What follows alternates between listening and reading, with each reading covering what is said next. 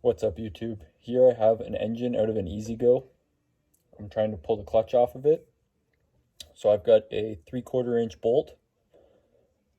I got some thread tape on it. You gotta fill the shaft full of oil.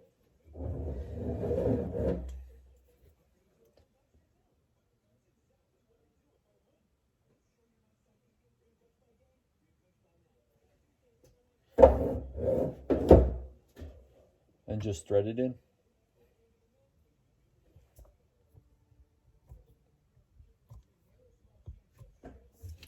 Take your gun or wrench.